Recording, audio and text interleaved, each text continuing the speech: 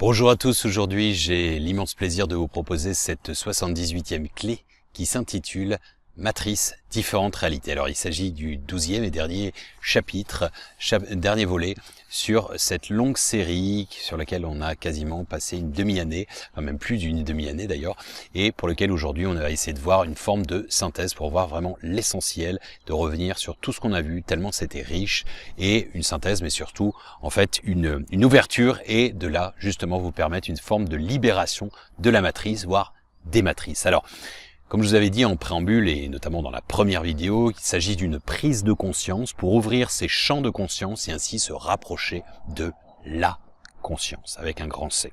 Alors c'est une étape absolument essentielle dans toute quête initiatique, c'est-à-dire de remettre en question l'intégralité de l'existence, comprendre les schémas individuels et collectifs de notre réalité, voire de nos réalités. Pourquoi? Eh bien, ça fait partie de ce qu'on appelle l'apocalypse, la levée des voiles, c'est-à-dire la révélation, et c'est vraiment essentiel, j'insiste, et ça figure dans tous les chemins initiatiques. Alors, sortir de la matrice, à savoir... Qu'est-ce que la matrice? Comme je vous ai dit, matrice vient du latin mater qui veut dire la mère, c'est-à-dire c'est la structure, c'est ce qui enveloppe, ce qui permet de produire un résultat, d'enfanter en quelque sorte.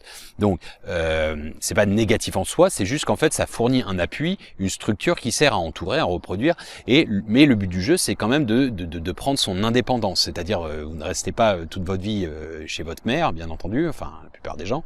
Et l'idée c'est de vous émanciper, bien entendu. Donc s'affranchir des constructions mentales et des fictions individuelles et surtout collectives. Alors, je vous avais pris sur cette image dans les points essentiels du Rubik's Cube. En fait, notre réalité, en gros, c'est comme un Rubik's Cube. Si je vous montre la face bleue, vous allez me dire c'est bleu. Moi, je vais vous dire non. Si j'ai la face jaune, eh bien, ce sera jaune. Lui, il va me dire que c'est rouge et ainsi de suite. Et on peut être dans une bataille comme ça, alors qu'il n'y a pas une couleur dans ce Rubik's Cube, il y en a 6. Sauf que nous serions dans un énorme kaléidoscope infini et géant. Tout est une question d'angle de vue et de perspective, d'où cette image de Capitaine mon capitaine dans le cercle des poètes disparus quand il les invite à se lever sur la table pour changer de perspective et d'angle de vue. Alors, la vie était tel un miroir dans la main de Dieu, il s'est brisé, chacun en prend un morceau et dit que toute la vérité s'y trouve, ça c'est de Rumi. Mais comme je vous ai dit, soit on pense que c'est du prosélytisme, j'ai un morceau et je veux que tout le monde épouse ça, sauf que le morceau reflète l'intégralité de tous les autres petits morceaux. Donc c'est ce qu'on appelle fractal holographique. Holographique, ça contient l'intégralité également.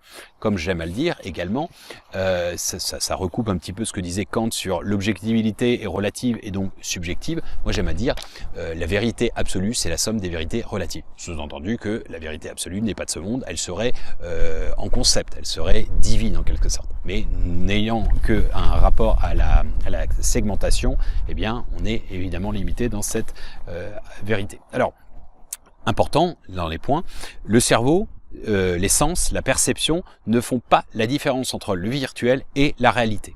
La réalité est subjective. Et de là, il n'y a pas de réalité universelle dans l'absolu.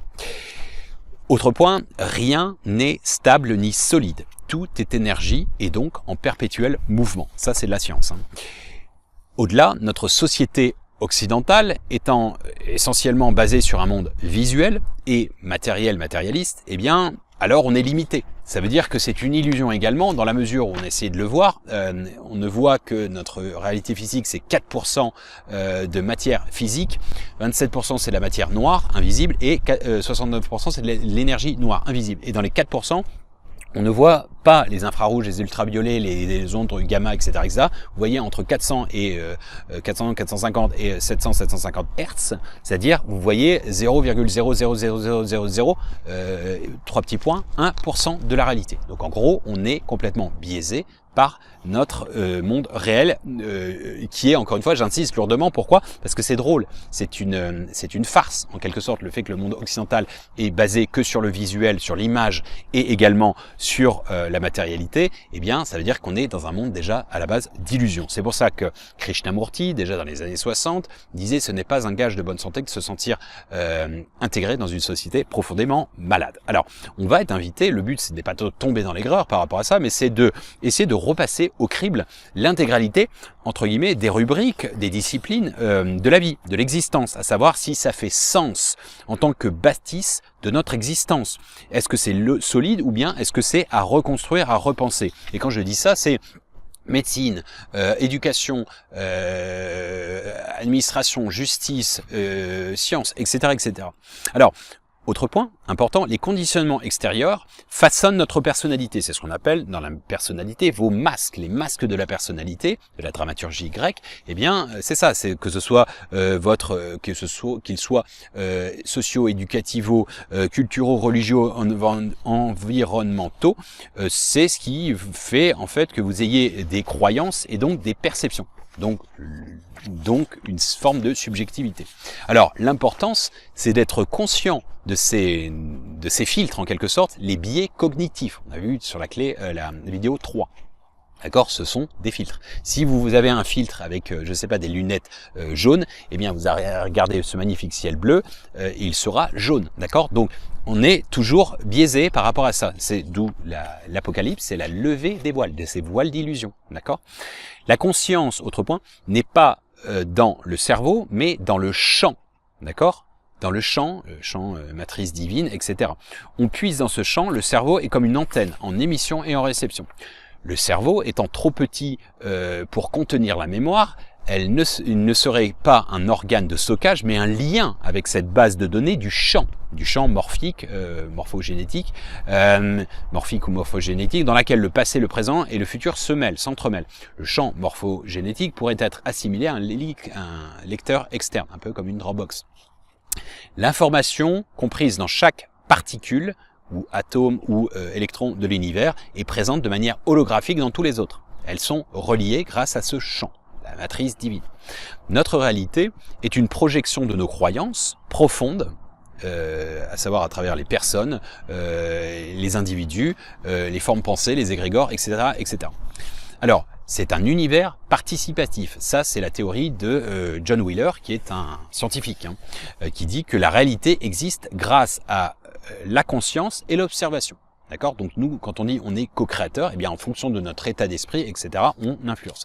La réalité visible est très pâle, est un pâle reflet de la véritable réalité, qui n'est pas probablement de l'ordre du monde physique, qui est plutôt de l'ordre émotionnel, etc., qui est au-delà, un peu comme le monde akashique, le monde des idées, ou le monde des possibles également, comme on avait vu dans la vidéo précédente, avec mon partage personnel et l'image d'imagination.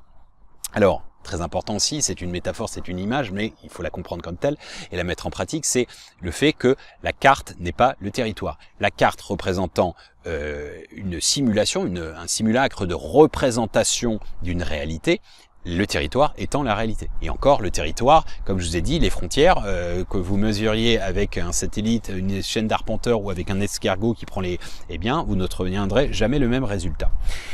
La foi intense dans ce qu'on fait est extrêmement important. Quand on est intimement convaincu de quelque chose, ça a un effet et ça se réalise. C'est le principe de la somatisation et ce que vous retrouvez dans la Bible, va ta foi t'a sauvé. C'est vraiment la croyance profonde, positive ou négative, pour le meilleur ou pour le pire.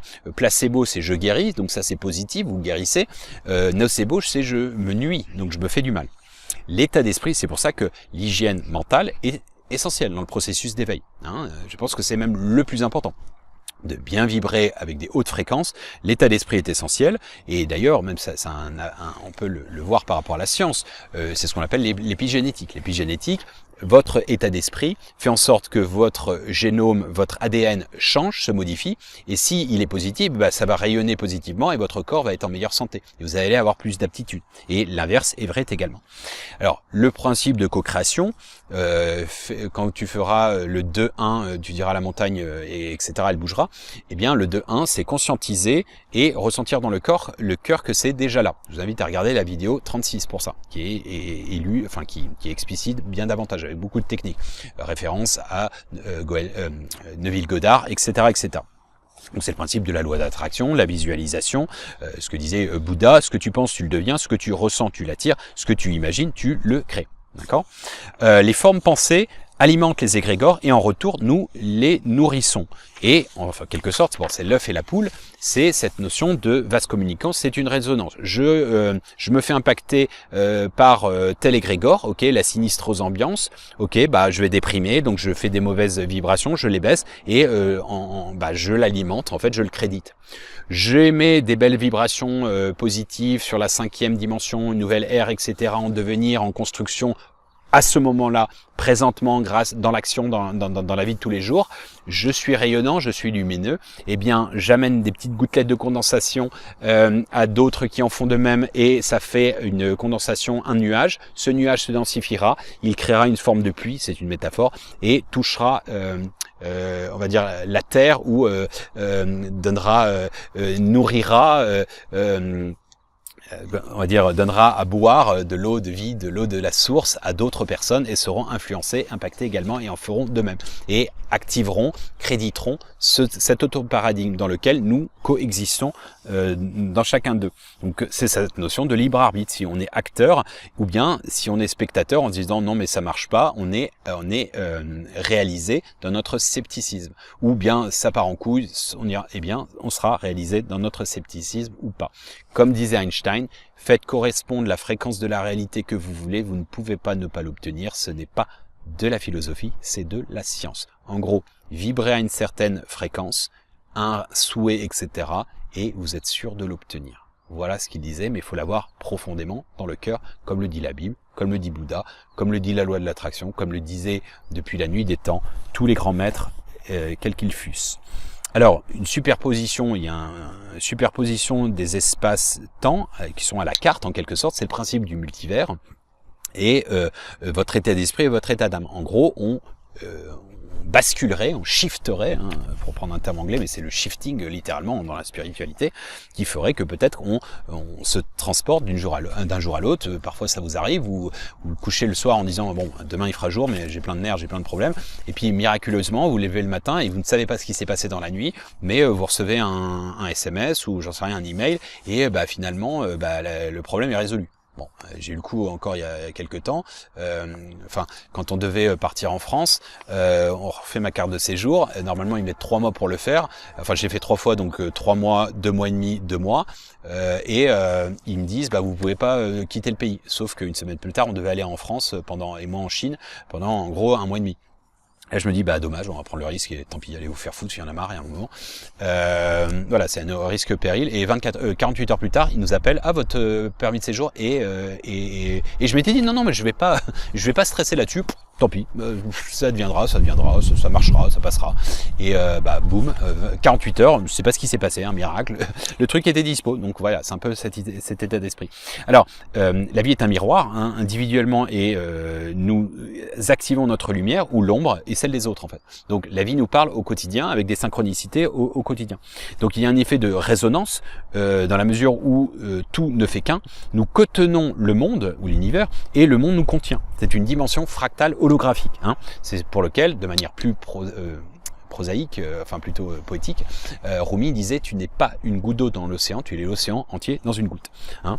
La divine matrice constitue le pont entre le monde intérieur et le monde extérieur, d'accord, qui ne sont pas séparés. Tout est un. Il n'y a qu'une conscience holographique qui s'expérimente, mais les consciences individuelles permettent de filtrer. Je voudrais faire à le chapitre 10 de cette vidéo, ou bien toute la série de vidéos 77 sur la multidimensionnalité. Alors, les limites et les freins de la matrice, et en fait on terminera sur quelques conseils. Alors les freins et les limites de la matrice, c'est d'être alors c'est pas exhaustif, hein, être un mouton inconscient et juste spectateur et pas co-acteur et acteur du film de sa vie.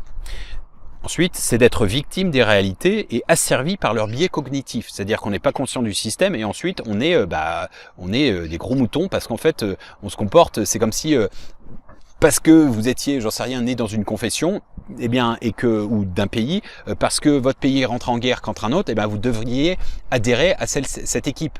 Bon, bah non, rien ne justifie ça. Surtout quand c'est injustifiable ou quand c'est, je sais, si mon père est un tortionnaire et autres, c'est pas parce qu'il est mon père que je vais le soutenir. Hein, c'est le même principe. Alors, se faire manipuler sans discernement, hein, à travers les fake news qui sont bien souvent des trolls d'État, des trolls de nations, de pays, officiellement ou officieusement, bien sûr. Il y en a plein de pays qui ont ça. Des trolls énergétiques aussi, des entités, etc., qui se manifestent, hein, qui nous infestent, qui sont des implants, qui sont des cas de possession, etc., qui peuvent être aussi dans la matière. Hein. Ça, c'est le principe de Steiner en parlait beaucoup, c'est ce qu'on appelle Ahriman, qui peut arriver, enfin, ces interférences dans la technologie notamment. Alors, de pas tomber dans les fake news, de pas tomber dans les schémas de propagande, hein, d'un camp comme de l'autre. Voilà. Ensuite, ne pas tomber dans les pièges des basses vibrations, c'est-à-dire les faux débats, qui sont en quelque sorte des diversions de notre ancrage et de notre veille. Je vais pas vous donner des exemples là maintenant, mais durant la pandémie, il y en a qui n'ont fait que se focaliser sur d'où ça vient, c'est méchant, on a des libertés, etc. Sauf qu'on a eu beaucoup de temps à ce moment-là. Celui qui n'a fait que ça, baisser ses vibrations, pestant tout le temps, etc., et qui n'a pas pris ou en passant son temps à regarder des chaînes ou des sites, à passer son temps à se blâmer, eh bien à baisser ses vibrations, n'a pas capitalisé sur le fait que ça nous laissait du temps pour justement repenser notre système, etc., etc. Moi, je vous dis, j'ai vécu harmonieusement cette période. J'étais en cocooning avec ma famille, on était bien, on avait nos petites réserves, c'était un peu comme une cabane, etc. Oui, on pouvait pas sortir, c'était chiant comme tout le monde, mais voilà. Et moi, je me souviens, j'étais content, il y avait plus de pollution, il y avait les dauphins qui revenaient à Venise, etc., etc. Et bah oui, il y a eu plein de côtés positifs. Alors évidemment, le côté et les décès, et puis bon, toutes les choses cachées et autres, ça non. Mais dans l'absolu, moi j'essaie toujours de capitaliser sur entre guillemets le positif. Donc, alors autre frein, c'est de ne pas être conscient des fonctionnements d'Internet, à savoir le fonctionnement des algorithmes, c'est-à-dire que ça renforce la polarisation, c'est-à-dire qu'une recherche vous mène forcément à une autre en fonction de votre historique. Donc en fait, ça va pas vous influencer à ouvrir vos champs de conscience et du cœur. Les réseaux sociaux ont tendance à faire du diviser pour mieux régner, un peu comme du pain et du jeu à l'époque de Babylone et en Rome antique. Mais encore une fois, tout dépend. C'est un superbe outil, Internet, la preuve. Mais aussi, c'est comme un couteau, ça dépend de l'utilisation et de son utilisateur. Le danger, c'est de se reclure sur soi, sinistrose, les autres sont méchants, le monde c'est de la merde, etc., etc. Pester, baisser ses vibrations, c'est nuisible pour vous, pour votre santé, pour votre éveil et pour l'éveil collectif, donc même par égoïsme, altruisme, ne le faites pas. Être sans cesse dans la critique, dans le jugement, sans rien proposer. La critique est facile, l'art est difficile. C'est sûr qu'on ne risque pas de se tromper quand on fait rien. Alors, se déresponsabiliser, ça c'est un grand piège aussi de la matrice, d'illusion, des Mayas, de la Maya, pardon, et se déresponsabiliser sur les autres sans rien proposer. C'est toujours la faute des parents, de ma femme, de mes enfants, du voisin, des gouvernants, des minorités, de maman nation, de papa État, des forces de l'ombre, du deep state, etc., etc. Ma belle-mère, ok, j'ai pas eu de chance, j'ai pas eu ceci, ok, tout le monde c'est pareil. Donc, il y en a certains avec plus de chance que d'autres, je suis d'accord, on est au bon endroit ou autre, ça c'est réel. Ça c'est réel. Mais a priori, ce serait un choix de l'âme aussi. C'est un contrat d'âme, on est là pour expérimenter, etc. Mais de toute façon, quoi qu'il arrive, même celui qui part avec moins de chance et l'autre qui part avec plus de chance, celui qui part avec plus de chance, il est dans la négativité et il se déresponsabilise sans cesse, c'est pas de ma faute, c'est les autres et tout, lui a beaucoup moins de chance au final de s'éveiller, d'être dans une dimension harmonieuse, être en paix, apaisé, etc. que l'autre. D'accord ? Donc, à bon entendeur, salut. Ensuite, de rester passif, aigri et victime sans rien entreprendre. Bon, là, j'ai un peu répété plusieurs fois, mais en même temps, il faut que ça rentre. Et de là, d'avoir peur de l'échec avant même de devoir commencer. C'est-à-dire, on peut toujours, dans la résilience, ajuster un projet, etc., une idée. Encore une fois, je prends toujours cet exemple-là. Un gamin, avant de savoir marcher, tombe 2000 fois dans sa vie. Et je ne connais pas de mémoire de papa, d'enfant qui est arrivé à mi-parcours, à 1000 chutes, disent non, mais franchement papa, la marche c'est pas fait pour moi, je vais ramper toute ma vie. Alors des conseils maintenant, faire un travail d'introspection, on a passé une vidéo complète là-dessus, un travail d'introspection mais continu, c'est-à-dire apprendre à se connaître soi-même dans cette incarnation, donc mais quotidiennement, pas que on a fait le travail et voilà c'est fini, non, on s'analyse tous les jours, à la fin de la journée je vous ai dit je fais un bilan de ma journée, j'ai fait ça, c'était bien, j'aurais pu mieux faire, comment m'améliorer, j'ai fait ça, ah mince je m'en veux, demain je m'excuserai ou j'essaierai de proposer quelque chose, de faire autre chose, et on est toujours dans la résilience parce que on est loin d'être la perfection au quotidien. Alors, soi-même, dans cette incarnation, les nettoyages, les traumas, les sacs à dos de pierre, nos problèmes actuels ou passés, de la lignée, les héritages de notre famille et autres, et aussi du karma, de notre incarnation, etc. Faire un diagnostic individuel et collectif, en proposant aussi des solutions. Alors, la lucidité et le discernement, alors ça pallie avec aussi les freins, c'est évident. Savoir apprécier la réalité et leurs biais, ainsi que les jeux d'ego, les jeux d'ego, de l'ego aussi, les constructions mentales, individuelles et collectives, pour ne pas être piégé par cette matrice. Varier les sources d'informations, sachez trier, encore une fois, ne vous laissez pas berner. L'empathie et la communication non violente, c'est le ciment qui permet la projection sur la complexion de l'autre, des autres, du genre humain, etc., etc. Et c'est ce qui permettra, et je ne parle pas au conditionnel, c'est ce qui va permettre de passer à un nouveau paradigme, une nouvelle civilisation. Encore une fois, la 5D ne va pas tomber du ciel comme la neige du jour au lendemain. Ah tiens, on se lève le matin, il a neigé. Non, ça ne va pas. Il va falloir qu'on le produise. Est-ce qu'on est prêt ou pas? Eh bien, quand on voit la haine de petites communautés, la haine de l'autre, etc. au quotidien, de la différence de pensée, non, on n'est pas prêt. Enfin, certains sont prêts, une minorité, et d'autres, dans une majorité, ne sont pas encore prêts.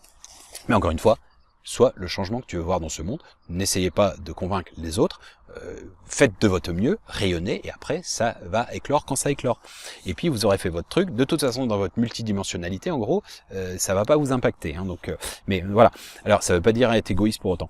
Être positif, rayonner, c'est la chose la plus importante, élever ses vibrations, être en harmonie avec la vie, le vivant, émerveillez-vous de tout, de ces petites choses, comme un gamin, le regard intérieur qui va juste jouer avec les petites fourmis, ou qui va s'amuser. Regardez, là, si j'étais là, un magnifique coquillage. Vous voyez, vous avez le nombre d'or, je sais pas. Et en fait, quand vous réactivez ça, vous avez la clé sur la clé 27 sur l'enfant intérieur. Vous avez la clé 27 prime et pas des primes prime sur une méditation guidée pour réactiver l'enfant intérieur. D'accord? Donc encore une fois, je peux pas mieux faire. Allez voir les historiques, les anciennes vidéos. Toutes ces séries de vidéos, vous en avez pour au moins 5 ans, 10 ans même, et encore une fois, vous n'êtes pas obligé de tout mettre en pratique, mais tout ça, je peux pas faire plus, j'essaie d'aider avec tout mon cœur, et voilà, on comprenne qui peut. Embrasser la vie dans sa plus grande largesse, il y a du yin et du yang, et du petit yin dans le petit yang, et vice versa. Il n'y a pas de personne complètement négative, il y a forcément des choses intéressantes et lumineuses dans chacune des personnes. Chacun a quelque chose à vous apprendre, pour le meilleur ou pour le pire. Comment on connaît et accède au véritable je suis, en faisant l'expérience de ce que l'on n'est pas, de ce que l'on ne veut pas. Et dans tout, dans toutes les rubriques, dans les gens, dans la technologie, dans les pays, dans les cultures, dans les courants de pensée et autres, il y a toujours un positif, un négatif. Être aligné avec ses valeurs, être souverain sur son royaume, sur son monde, c'est très important. Ne vous laissez pas ébranler par la sinistrose de certains, par on a déjà essayé, marchera pas, etc. Oui, écoutez, n'écoutez pas c'est une métaphore, n'écoutez pas le vieux con. Si vous êtes un petit jeune adolescent qui s'emmourage d'une jeune personne et qui va vous dire oui, la mort c'est de la merde, elle te quittera, elle te trompera, il te quittera, il te trompera, etc. Vas-y papy. Regarde, fais autre chose, vous voyez, le vieil aigri ou la vieille aigrie, c'est pas les sirènes là, c'est plutôt les chats de mauvais augure, ne les écoutez pas, soyez souverains, ancrés. Ok, on peut vous critiquer, etc. Comprenez que la critique souvent c'est un mal-être. Les gens ont besoin d'extérioriser leur souffrance qui les ronge parce qu'ils n'ont pas travaillé sur leur sac à dos de pierre. Vous pouvez les aider, mais vous ne pouvez rien faire à leur place, vous ne pouvez pas aller aux toilettes à leur place. Ensuite, pratiquez la visualisation. Vous voulez quelque chose, ressentez-le, visualisez-le et soyez déjà dans la gratitude. Merci, yes, c'est là, oui. Sentez, vous aimez une personne, faites-lui des câlins. Être là, vous allez avoir l'air d'un peu con, mais c'est pas grave. Vous imaginez déjà, vous voulez un enfant, vous n'arrivez pas à en avoir. Ok, je sais que c'est pas toujours aussi facile, bien entendu, mais soyez dans cet instant déjà réel, soyez dans la compassion, dans la gratitude, c'est déjà là. Vibrez-le, c'est ça en fait, c'est d'avoir vraiment cette lumière qui est là, qui tombe et qui, ouais, et voilà, c'est assez simple. Être proactif, entreprenant, c'est-à-dire actif et co-créateur de son nouveau paradigme à son échelle, en fonction de son image, de ce que vous voulez. Il y a autant de monde, de réalité que d'individus et de pensées. Si vous changez d'avis, etc., faites correspondre la fréquence de la réalité que vous voulez. Vous ne pouvez pas ne pas l'obtenir. Ce n'est pas de la philosophie, c'est de la science. Imprimez-la, faites un tatouage, mettez-la tous les jours dans votre tête, mais appliquez-la, ce n'est pas la conscientiser, de la connaître en culture, on s'en fout, ce qui importe, c'est la pratique. Être organisé et stratégique pour mener à bien votre vie, votre feuille de route, etc. C'est important. Se réaliser, c'est la clé 32, je crois, de mémoire. Je donne des clés. Il n'y a pas de honte quand on dit « Oh, le développement personnel, c'est mal. » Ah bon? Et qui a dit ça? Oui, donc quelques illuminés ont dit que c'était mal. Donc il faut attendre et laisser le cul sur sa chaise, etc. Je suis désolé. Peut-être l'expression de « on s'en fout ». C'est, enfin, développement personnel. Qu'est-ce qui gêne là-dedans? On se développe. Donc on évolue, on rayonne personnellement, ok? Donc ça veut dire qu'on est forcément égoïste? Non. Vous pouvez, parce que vous avez entrepris des choses sur un plan personnel, vous avez fait de la psychologie, j'en sais rien, de la gestion de projet, etc. Bah écoutez, vous menez à bien votre vie, machin, vous voulez faire, j'en sais rien, moi, une nouvelle communauté, de la naturopathie, etc. Vous voulez aider les autres alors que vous aviez un boulot qui ne vibrait plus. C'est quoi le problème? C'est quoi ce délire? Je vous dis, il y a une espèce de fatwa chez les francophones. Développement personnel, c'est méchant, c'est mal. Ah bon? Qui a dit ça? Je voudrais bien savoir quel est l'initiateur de ça. J'aimerais bien savoir quelle est sa vibration et quelle est aussi sa manière de gérer les projets, etc., etc. Oui, on peut aussi se reclure sur soi-même et ne rien entreprendre. Tout est déjà parfait. Ah, tout est là. Ah, non, mais le taf est fait. Bon, je pense que vous aurez bien compris. Être solidaire et bienveillant envers les autres, envers la vie, envers le vivant. Comme je l'ai dit, je le redis une dernière fois, la vérité était tel un miroir dans les mains de Dieu. Il s'est brisé. Chacun en prend un morceau et dit que toute la vérité s'y trouve. C'était il y a plusieurs siècles, Rumi, il y a plus de 1000 ans, qui disait ça à Cogny, enfin 1000 ans, j'exagère, c'est à 800 ans, à 200 bornes d'ici. Alors, la vérité absolue, c'est la somme des vérités relatives, et si la clé était simplement d'être en paix avec tous les angles de vue, être en paix avec tous les angles de vue, comprendre qu'on ne se comprend pas, et être bien avec ça, être en paix avec ça, être apaisé avec ça. La vie est comparable à un gigantesque jeu de pulse dont chacun incarne une pièce essentielle et joue son rôle à la perfection dans ce jeu de rôle, d'acteur et jeu de rôle, telle une pièce de théâtre existentiel. Ça figure dans Synthèse de synthèse. Je vous invite à télécharger gratuitement. Dernière, exister étymologiquement signifie séparer. Ainsi, en assemblant les pièces et en recomposant le pulse, on comprend alors pourquoi, de manière existentielle, pour faire l'expérience du miracle de la vie, nous avons dû nous extraire du grand tout, le but du jeu étant peut-être de retrouver en nous cette unité originelle d'où nous venons et ainsi remettre les choses à leur place. Voilà. Alors, en guise d'ouverture ultime, et probablement qu'on n'avait peut-être pas besoin de tout ça, encore que si, parce que souvent on part d'un point, on fait un cercle et on revient au même point, sauf qu'on a la conscience du cercle, de la sphère et du fait qu'on peut en faire d'autres, c'est-à-dire un enchevêtrement de sphères enchevêtrées qui est le principe de la fleur de vie et de la création. Alors peut-être que la délivrance des illusions consiste simplement à ne pas croire en elles. Libre à vous de croire en la narratrice ou ne pas y croire et de s'en affranchir quand vous le souhaitez. Voilà, je vous invite à méditer sur tout ça et surtout de mettre en pratique ce qui vibre en vous en espérant que ça vous permette de façonner le passe-partout de la clé des champs du cœur, de conscience, champ morphique, de ce que vous voulez. Comme vous le savez, tous les chemins mènent à Rome et au Dôme à bon entendeur. Salut.